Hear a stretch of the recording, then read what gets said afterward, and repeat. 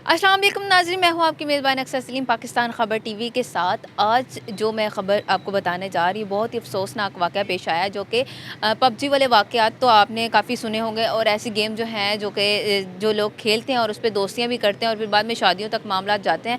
फिर उसके बाद जो नुकसानात झेलने पड़ते हैं उनके ख़ानदान वालों को और उनकी फ़ैमिली को। अब ऐसा ही ये वाक़या पेश आया इनके साथ। इनका बेटा जो है, ये जो मेरे साथ बैठे हुए हैं, ये पबजी खेलते हैं 3 साल उस लड़की के साथ दोस्ती रखते हैं और उसके बाद जो है वो शादी वाले मामलात होते हैं, उसको घर कैसे लेके आते हैं, कैसे दोस्ती होती है। अब हम इन्हीं की जानिब जाएँगे और इनसे बात करेंगे कि वो सारे मामलात कैसे पेश आए। अस्सलाम वालेकुम। वालेकुम अस्सलाम। मुझे पहले ये बताएँ कि आपने पबजी कब स्टार्ट की और कैसे उससे दोस्ती हुई और कहाँ कैसे मामलात आपकी शादी तक आए? आज से 3 साल पहले मेरा एक दोस्त था, उसकी बीवी के साथ इसकी दोस्ती थी, हुँ। तो उसके ज़रिए हम लोग मिले थे, तो साथ में गेम खेल रहे थे। कुछ 1-2 माह बस ऐसे ही गेम खेलते रह गए, उसके बाद इससे मेरा नंबर माँगा मेरे से। मैंने अपना नंबर वगैरह दिया, तो इसका मुझे मैसेज आता है कि अपने बारे में बताना शुरू कर दिया इसने कि इसका नाम माया खान है, ये डेरा इस्माइल खान की रिहायशी है और इसके माँ-बाप का इसके साथ कैसा सलूक है, इसका बाप ऐश आदमी है, इसकी माँ का करैक्टर नहीं ठीक। इससे भाइयों के बारे में बताना शुरू किया, भाई इसके नशा करता है और ख़ुद को मज़लूम बताना शुरू कर दिया कि मेरे माँ ने मेरे ऊपर तेज़ाब वगैरह फेंका। मेरी एक बड़ी बहन थी, उसकी ये लोग शादी कहीं और कर रहे थे, उसको बेच रहे थे बेसिकली, तो उसने इस वजह से आके ख़ुदकुशी कर ली। तो मुझे हमदर्दी वगैरह हो गई इससे, इमोशनल अटैचमेंट हो गई, तो उसके 4 महीने बाद इसने ना इज़हार मोहब्बत कर दिया कि मुझे तुमसे मोहब्बत है। उस टाइम मेरी उम्र 16 साल थी, इसकी उम्र 18 साल थी, तो मैंने इसको ये कहा कि अभी फ़िलहाल मैं शादी वगैरह नहीं कर सकता, हुँ, अभी मुझे अपने पाँव पे खड़ा होना है, मुझे कुछ बनना है, उसके बाद देखेंगे इस चीज़ को। हुँ, जिस पे इसने कोई बात नहीं की, ये राज़ी हो गई उस टाइम। हुँ, फ़ास्ट फॉरवर्ड करते हैं 3 साल, इस साल फरवरी के महीने में मेरे 2 बड़े भाइयों की शादी थी। वो शादी मैंने इसको ऑनलाइन वीडियो कॉल पे दिखाई। अच्छा। हम लोग शेयर करते रहते हैं चीज़ें, तो इसको शादी वगैरह दिखाई, तो शादी में शायद इसने ज़ेवर वगैरह देख के इसके दिल में लालच आ गया। तो इसके 15 दिन बाद इसने ये कहना शुरू कर दिया कि इसके घर वाले इसका सौदा कर रहे हैं। इसकी माँ उसी के साथ सौदा कर रही है जिसको इसकी बहन के साथ सौदा कर रही थी हुँ, और इसका बाप इसको पठानों में बेचना चाह रहा है। अच्छा। तो इसने कहा कि अगर मैं भी तुम्हारे साथ रहना चाहती हूँ, तुम भी मेरे साथ रहना चाहते हो, तो तुम आओ मुझे डेरा इस्माइल खां से ले जाओ। हम दोनों भाग के शादी कर लेते हैं। तो जिसके ऊपर 1 महीना तो मैं इस बात को अपने तक ही रखा। मैंने इस बात का ज़िक्र नहीं किया क्योंकि मुझे घरवालों से ब इजाज़त लेनी पड़नी थी इस चीज़ की। तो मैंने 1 महीने बाद अप्रैल में अपनी वालदा से इस बात का ज़िक्र किया। तो मेरी वालदा ने मुझे ये समझाया कि वो किसी की बेटी है, किसी की इज़्ज़त है, हमें ऐसा नहीं करना चाहिए। उससे पहले इनको पता भी नहीं था कि मेरा उसके साथ ताल्लुक़ वग़ैरह है, मैं किससे बात करता हूँ। तो वालदा को अप्रैल में ही बताया था मैंने इसके बारे में। हुँ, तो इसको मैंने समझाया इस चीज़ के बारे में, मैंने बस यही कहा कि अल्लाह ख़ैर करेगा, कुछ ना कुछ हो जाएगा। हुँ, इसको ये बात है कि 28 जून को इसका मुझे व्हाट्सएप पे मैसेज आता है कि मैं आ रही हूँ, अच्छा। जिस पर मैं ज़रा शॉक वग़ैरह हो गया कि क्या क्यों वो आ खुद क्या आई है आपके पास? वो खुद आई अब मेरे पास। तो इसका उस टाइम वो वाईफ़ाई वग़ैरह बंद कर लिया इसने, अपना मोबाइल ऑफ़ कर लिया। तो मुझे लगा शायद मज़ाक कर रही है क्योंकि डेरा इस्माइल खान बहावलपुर से 350 किलोमीटर दूर है, अकेली लड़की का इतना सफ़र करना मुमकिन बात नहीं लगती। अच्छा। तो मैंने मज़ाक में ही लिया इसको। उस लड़की की क्या एज थी? कितनी उम्र थी उसकी? इस टाइम 21 साल उम्र है उसकी। 21 साल उस की। टाइम भी 21 साल ही थी, अच्छा, जून के महीने में। अच्छा, सही हो गया। तो 29 जून को उसका 12 बजे मुझे कॉल आती है कि मैं बहावलपुर बस अड्डे पे खड़ी हूँ, मुझे यहाँ से आके ले जाओ। हुँ, जिस पर मैंने फिर समझा कि मज़ाक कर रही है, मैंने उससे पिक्चर माँगी, तो उसने बहावलपुर बस अड्डे की पिक्चर भेज दी मुझे। अच्छा। तो मैं ज़रा शॉक हो गया, मैं चला गया वहाँ पर, घर वालों को बताए बिना। तो उसको वहाँ जाके मैंने समझाया कि तुम ये वापस चले जाओ अभी। अभी तुम्हारी इज़्ज़त पे कोई दाग नहीं है, तुम घर में यही बता देना कि तुम किसी दोस्त के घर गई थी। हुँ, तुम बच जाओगी, कोई तुम्हें कुछ भी नहीं कहेगा। जिस पे वो ये कहना शुरू हो गई कि मेरे घरवालों को पता चल गया होगा कि मैं इससे भाग चुकी हूँ घर से, हुँ, क्योंकि दूर बहुत है, तो अगर मैं वापस जाती हूँ तो मुझे गोली मार देंगे मेरे घरवाले। वो मेरी बात भी नहीं सुनेंगे। जिस पे मैं इसको 4 घंटे वहीं पे समझाता रहा, बस अड्डे पे ही हम लोग खड़े रहे। ये रोती रही कि मैं नहीं जाना चाहती वो वापस। आप उसको घर ले आए, उस पे तरस खा के। अब ये बताएँ कि उससे आपका निकाह हुआ था कि नहीं? निकाह हुआ हमारा अगले दिन, फिर कोर्ट मैरिज कर ली थी हम लोगों ने। पहले तो घरवाले राज़ी नहीं हो रहे थे इस चीज़ के तो ऊपर। कितना अरसा शादी के बाद उसने ये सारा स्कैम आप लोगों के साथ किए? 3 माह बाद। 3 माह बाद आपकी सिस्टर के साथ उसकी कैसी रहन-सहन था? कैसी गुफ्तगू करती थी? कितनी बॉन्डिंग थी उनकी? इन दोनों की बॉन्डिंग आपस में बहुत ज़्यादा थी। हुँ, मेरी बहन कॉलेज से आती थी, तो ये उसके पीछे ही लग जाती थी। उसको खाना बना के दे रही है, उसके उसके साथ बैठी हुई है, खेल रहे हैं आपस में, लूडो वगैरह खेलते रहते थे ये। लूडो खेल रहे हैं, साथ में बातें कर रहे हैं, नॉवल पढ़ रहे हैं एक साथ, हँस रहे हैं और उसने दोपहर को सो भी एक साथ ही जाते थे ये दोस्त। तो इनकी आपस में बॉन्डिंग बहुत ज़्यादा थी, जिसका इसने एतमाद का फ़ायदा उठाया उसका। तो और हम लोग 1 महीना पहले जब इसके 164 के बयान हुए थे, इसके घर वाले आए थे और उसके साथ वो रमीज़ भी आया था जिसके साथ इसकी वालदा इसका सौदा कर रही थी। वो शख्स भी आया था, उसने ये क्लेम किया था कि मेरी बीवी है, ये मेरे निकाह में है। जिस वजह से हमने उसका निकाह ख़ारिज कर दिया क्योंकि उस टाइम इसकी उम्र 13 साल बन रही थी। तो वो निकाह जज ने ख़ारिज कर दिया था। तो इसकी माँ ने हमें धमकाते हुए कि मैं आपको किसी और मुकदमे में अंदर करवा दूँगी, आप लोग मेरे साथ डील कर लें। तो इसकी माँ हमसे 16 अगस्त को हम लोगों से पैसे भी लेके गई। तो 2 अक्टूबर की रात को 3:30 बजे मैं सोने जाता हूँ ऊपर। उस टाइम ये जाग रही होती है। तो मैं सो जाता हूँ, मुझे नींद आ रही थी। तो ये उठती है, नीचे जाती है, घर शायद ज़ेवर वगैरह उठाया इसने, उस टाइम ये ज़ेवर उठाया, बैग के अंदर अपने ज़ेवर डाला, भाइयों के वॉलेट में पैसे पड़े थे वो डाले, चादर ली और मेरी बहन को उठाया कि किशान शायद अभी सोया है, तो वो तो अभी उठेगा नहीं, तो हम दोनों वॉक पे चलते हैं। तो उसको वॉक के बहाने ये लेके गई, हमारे घर के सामने एक टाउन है, वहाँ पे वॉक करते होते थे हम तीनों। उस दिन मुझे साथ नहीं लेके गई, ये दोनों चली गई मेरे वॉक के लिए। तो उस टाउन के सामने कैमरा लगा हुआ था, दुकान है, सुपर स्टोर है, उन लोगों ने कैमरा लगाया हुआ था। तो उस कैमरे में ये वीडियो में साफ नज़र आता है कि इसने मेरी बहन को उस गाड़ी के अंदर धक्का दिया। उस गाड़ी में रमीज़, इसका भाई और इसकी माँ भी मौजूद थी। इन लोगों ने धक्का दिया और गाड़ी को फुल स्पीड में ये डेरा इस्माइल खान की तरफ ले गए। जिस बंदे की वो गाड़ी थी, जिस रेंटा कार पे वो गाड़ी चल रही थी, उस बंदे ने उस गाड़ी के रेंटा कार वाले को कॉल भी की, मैसेज भी किया कि ये इतनी स्पीड में गाड़ी क्यों लेके आ रहा है, ये कोई वारदात करके तो नहीं आ रहा। हमारे पास उसका वॉइस मेल मौजूद है, वो भी आपको दे देंगे। अब हम इनके वालिद साहब की तरफ जाते हैं, अब उनसे बात करते हैं कि ये जो सारी गुफ्तगू हमने लड़के की ज़ुबानी सुनी कि इन्होंने अपनी सारी जर्नी बताई कि इन्होंने कैसे लड़की को मिले, कैसे इन्होंने शादी की और क्या मामलात हुए। अस्सलाम वालेकुम अंकल जी। वालेकुम सलाम। अंकल जी, मुझे ये बताएं कि आपका तो बेटा नादान था, बेसमझ था, बेअक्ल था, लेकिन आपने इसको इस चीज़ की परमिशन क्यों दी? बेटा बात ये है कि अगर औलाद का माँ बाप ही होता है तो ये लेके आ गया। मैंने इसे पूछे मुंह पे बैठा, मैंने कहा था भाई मैं नहीं रख सकता इसे वापस भेजो। मैं नहीं रख सकता क्योंकि मैं किसी के साथ दुश्मनी डालूंगा ही नहीं। उस लड़की ने पाँव पकड़ने शुरू कर दिए, मेरी मिन्नतें कर, इनकी मिन्नतें कर, मेरे दूसरे बच्चों की मिन्नतें कर, मेरी बहुओं की मिन्नतें करके मुझे अगर लेके जाएंगे वो मुझे तो गोली मारेंगे मारेंगे, काशान को भी गोली मार देंगे। ज़ाहिर बात है माँ बाप डर जाता है। मैं काफ़ी डर गया। अभी तो माशाल्लाह आपकी जवान बेटी को वो लेके घर से फ़रार हो गई है। मैं इस चीज़ को हैरान हो रही हूँ कि बाकी तो ज़रूरियाती ज़िंदगी जो चीज़ें थी वो चली गई। तो अब आपकी बेटी बाज़ियाब कैसे होगी? कैसे वो उसको लेके गई है? मुझे ये चीज़ समझ में नहीं आ रही, आप कुछ बताएँ।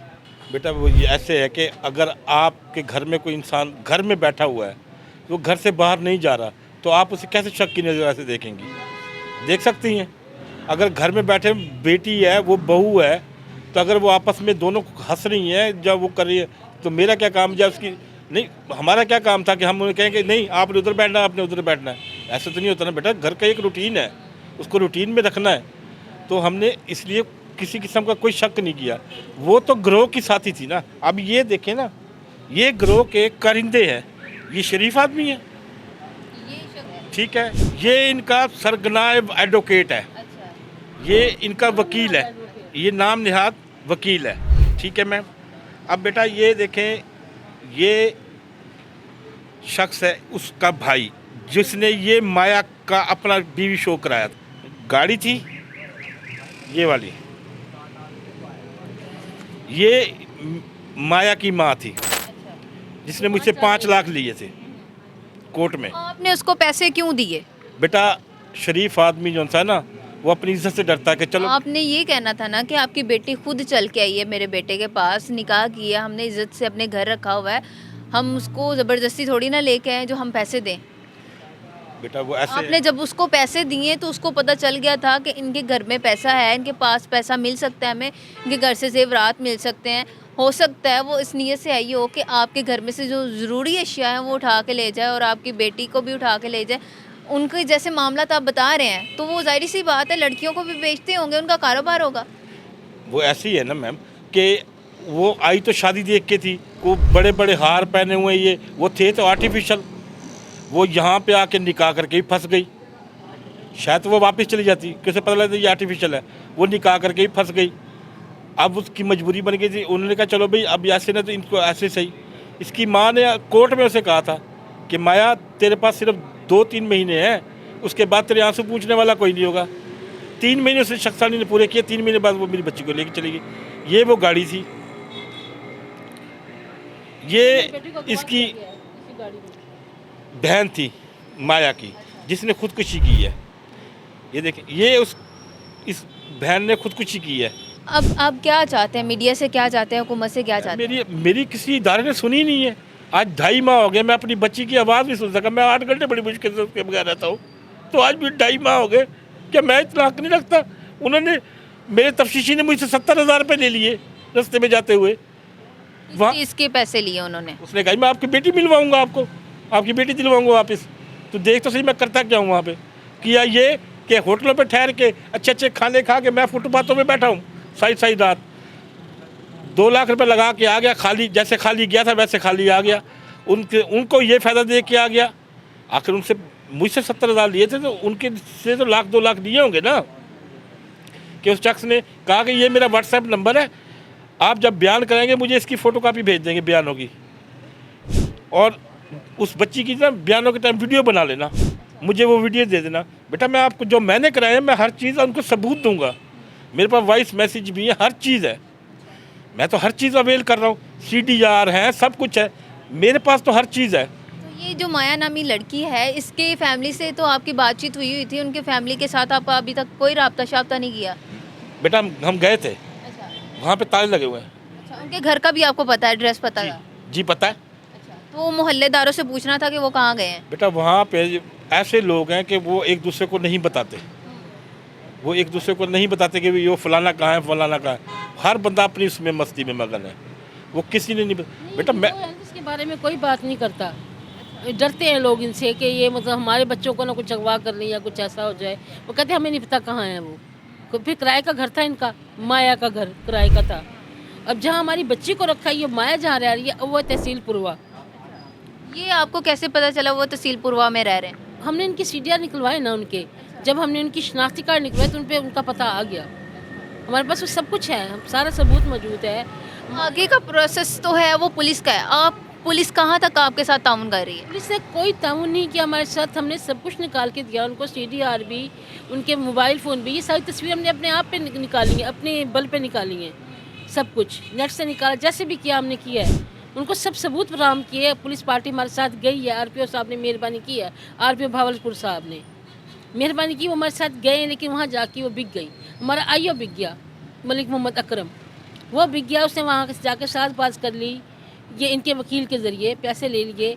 और इसने वहाँ पे, हमने इसको यहाँ से कहा था कि पुरवा में है, पुरवा में छापा मारना, वहाँ पे नहीं है शिप शॉप में वो, क्योंकि वो किराए का घर था उनका। पुरवा में तो उनका अपना घर है, इस पूरे गिरोह का घर पुरवा में है।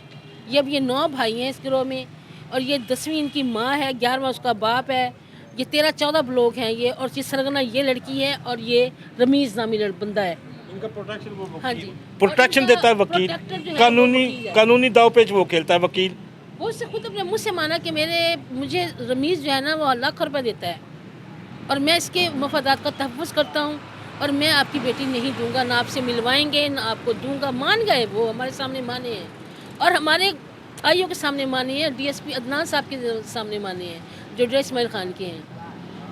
उन्होंने माना है कि हमारे पास बच्ची है, लेकिन अब आप हुकूमत से क्या अपील करना चाहते हैं? हम यही अपील करना चाहते हैं कि मैम हम लोग भी माँ बाप हैं, 16 साल बच्ची को पाला है, उसकी आप शादी तो करा नहीं सकते। हमें ये निकाहनामा मेरे IO को दे दिया, कैसे निकाहनामा दे दिया आपने? कानून तो पाकिस्तान पूरे में एक है ना। 18 साल से पहले तो आप निकाह नहीं कर सकते।